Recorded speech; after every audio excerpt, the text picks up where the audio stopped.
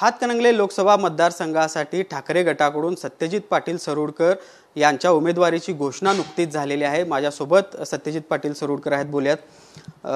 काय सांगाल, गेल्या अनेक दिवसापासून तुमच्या या उमेदवारीची चर्चा सुरू होती, अखेर तुमच्या उमेदवारीवर शिक्कामोर्तब? ह्या लोकसभा मतदारसंघातली निवडणूक लढवावी महाविकास आघाडीकडून अशा स्वरूपाचा आग्रह आमच्या पक्षातल्या लोकांचा होता, कार्यकर्त्यांचा होता। तथापि या मतदारसंघावरती महाविकास आघाडीचे घटक पक्ष काँग्रेस पक्ष असेल किंवा शरद पवार साहेबांचा राष्ट्रवादी पक्ष असेल, या सगळ्यांची एकत्र बैठका सुरू होत्या आणि त्या माध्यमातून पॅरलली तिकडं स्वाभिमानी पक्षावरही चर्चा सुरू होत्या। कदाचित त्या सकाळी सगळे पर्याय संपल्याच्या नंतर या तिन्ही पक्षांनी एकत्र बसून उद्धव साहेबांच्या प्रेसमध्ये ही इलेक्शन मी लढवूया अशा प्रकारचा त्यांचा तिथं निर्णय झाला आणि त्या माध्यमातून अत्यंत विश्वासानं त्यांनी माझ्यावरती जबाबदारी टाकलेलं आहे।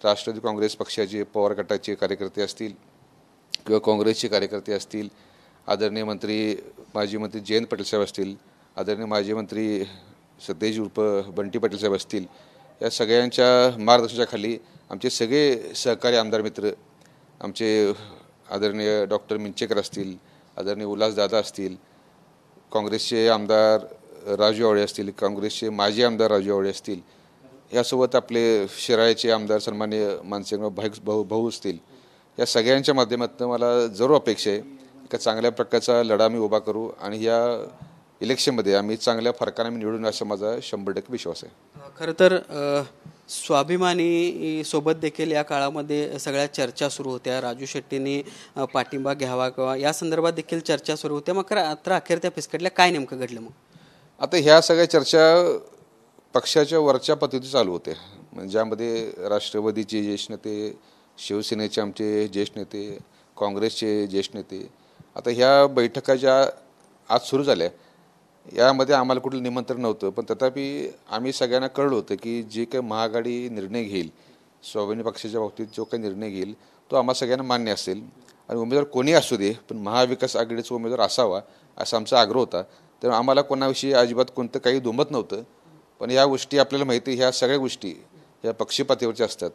ही महाआघाडी ह्या 3 मोठ्या पक्षांचे आणि त्या माध्यमातून अखेर हा निर्णय झालेला आहे। खरं तर ठाकरे गट ही सगळी निवडणूक लढवणार म्हटल्यानंतर अनेक जण इच्छुक होते किंवा अनेकांच्या संदर्भात चाचपणी करण्यात आलेली होती, मात्र तुमच्या नावावर शिक्कामोर्तब झालं। आता कसं झालं, मुळामध्ये ही चर्चा होत असताना मगाशी मुळात त्या पद्धतीनं ही चर्चा स्वाभिमानी पक्षाबरोबर चालू होती आणि त्याच्यातून दुसरा एक प्लॅन बी म्हणून समजा ही निवडणूक आपल्या स्वबळाची ही चर्चा झाली किंवा महाआघाडीच्या माध्यमातून जायचं झाला तर त्यासाठी सुद्धा आपली तयारी असावी, याकरता आमच्या पक्षानं माझं नाव असेल, आदरणीय डॉक्टर मिंचेकर साहेब असतील किंवा आमचे आदरणीय उल्हासदादा असतील, ह्या 3 लोकांशी चर्चा केली आणि आमच्या तिघांची नावं त्या ठिकाणी त्यांनी वरती पाठवली होती आणि जर लढायचा निर्णय झाला तर या ठिकाणी जो उद्धव साहेब आदेश देतील, जे घटक पक्षातले इतर मित्रपक्ष आहेत, काँग्रेसचे ज्येष्ठ नेते असतील, राष्ट्रवादी ज्येष्ठ नेते असतील, ह्या सगळ्यांच्या माध्यमातून ज्याला उमेदवारी दिली जाईल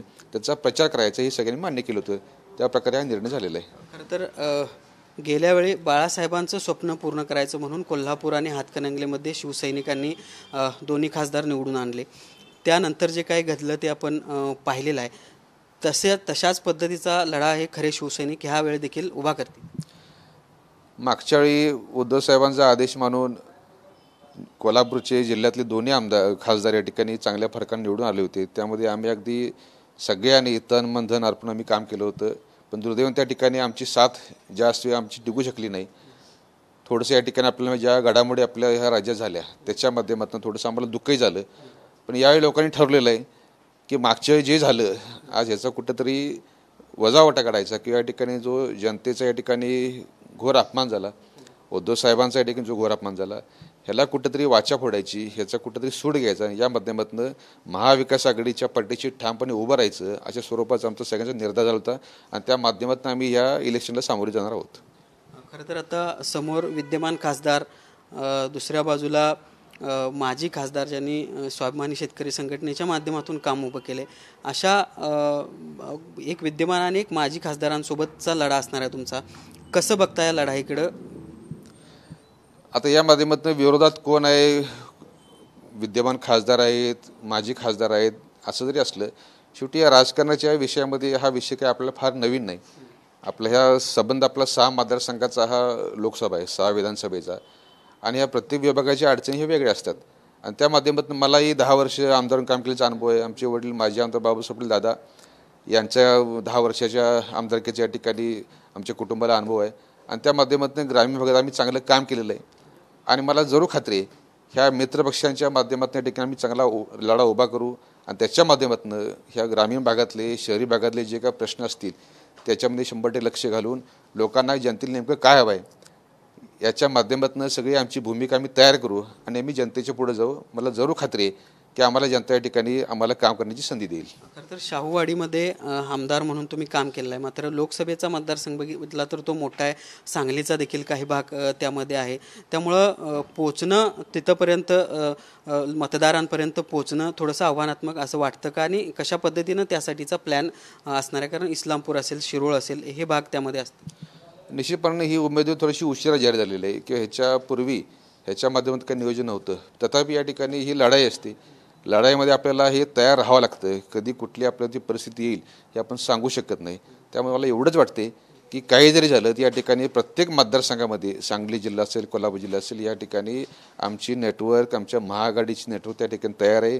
काँग्रेस पक्षाचे त्या ठिकाणी कार्यकर्ते आहेत, तिथं आमदार माजी आमदार आहेत, राष्ट्रवादी पक्षाचे त्या ठिकाणी आमदार माजी आमदार आहेत, शिवसेनेच्या त्या ठिकाणी सगळे आमदार माजी आमदार आहेत, सगळे पदाधिकारी आहेत. या सगळ्यांच्या माध्यमातून मला वाटते की संपर्काला कोणतीही अडचण भासणार नाही. आणि त्या माध्यमातून ह्या वेळेतसुद्धा, कमी वेळेतसुद्धा आम्ही लोकांपर्यंत पोहोचायचा चांगला प्रयत्न करू. आणि त्या माध्यमातून आम्हाला आमची भूमिका ही लोकांना पटवून सांगण्यामध्ये कोणती अडचण भासणार नाही. तर पहिला पण हे होते सत्यजित पाटील सरोडकर. खरं तर स्वाभिमानीबरोबर हातकणंगलेच्या संदर्भात जरी चर्चा सुरू असली तरी प्लॅन बी म्हणून आम्ही आमची तयारी करत होतो आणि त्यानुसार आज उमेदवारी जाहीर झालेली आहे आणि महाविकास आघाडीच्या माध्यमातून आपण ही लढाई जिंकून सुद्धा येऊ अशा पद्धतीचा विश्वास देखील सत्यजित पाटील सरोडकर यांनी या निमित्तानं व्यक्त केला आहे. व्हिडिओ जर्नलिस्ट सुनील काटकरचं भूषण पाटील, TV9 मराठी, कोल्हापूर.